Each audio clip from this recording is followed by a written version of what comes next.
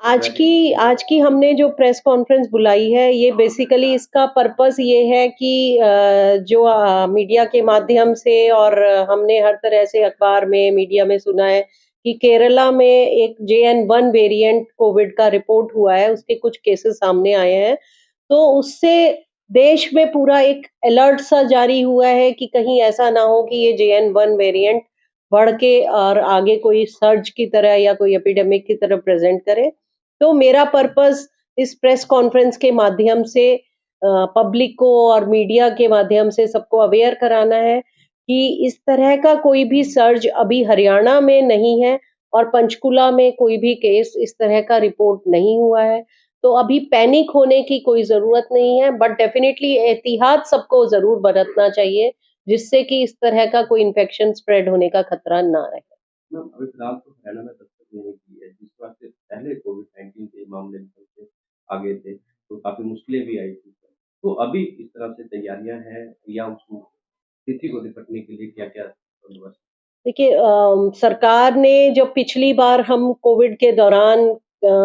जब गुज़रे थे और काफ़ी केसेज़ आए थे, तो काफ़ी आईसीयूज़ को काफ़ी स्ट्रेंथन किया था। ऑक्सीजन की जो फैसिलिटीज़ हैं, वो पूरे हरियाणा में बहुत अच्छे लेवल पे इवन सब सेंटर और डिस्पेंसरी लेवल पे उनको उपलब्ध कराया था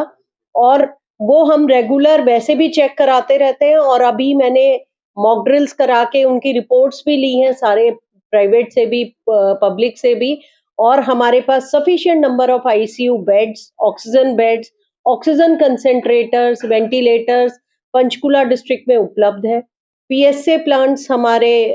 फंक्शनिंग हैं और ऑक्सीजन स्टोरेज यूनिट्स जो हमारे टैंकर्स हैं, वो हमारे पास अवेलेबल हैं। तो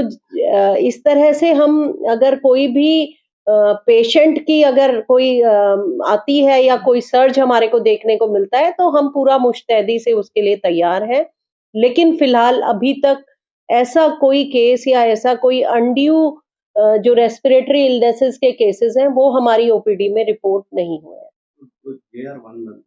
है, इसका क्या लक्षण क्या है? कोविड की तरह ही है इसपे या देखिए, JN1 जो है वो ओमिक्रॉन का ही म्यूटेंट है, तो इसके लक्षण जिस तरह से एक रेस्पिरेटरी इन्फेक्शन के लक्षण होते हैं, जैसे खाँसी, सर्दी, खाँसी, जुकाम, थोड़ा गला खराब होना, बुखार होना, तो इस तरह के ही लक्षण इसके रिपोर्ट हुए हैं और जो केसेज़ केरला में सामने भी आए हैं, उसमें उनकी रिकवरी 5 से 7 दिन तक हो गई है और माइल्ड केसेज़ वो रेस्पिरेटरी इलनेस के रिपोर्ट हुए हैं।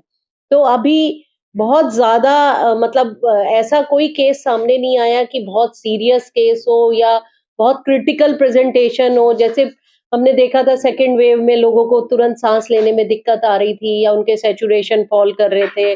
तो इस तरह का अभी तक कोई भी केस ऐसा रिपोर्ट नहीं हुआ है कि जिसमें अचानक से कोई सडन डिटेरियोरेशन हो। लेकिन डेफ़िनिटली हमने अपना सर्वेलेंस सारी ओपीडीज़ इंडोर्स में बढ़ा दिया है और लोगों को सब डॉक्टर्स को ऐसी एहतियात भी दी हैं, हिदायतें भी दी हैं कि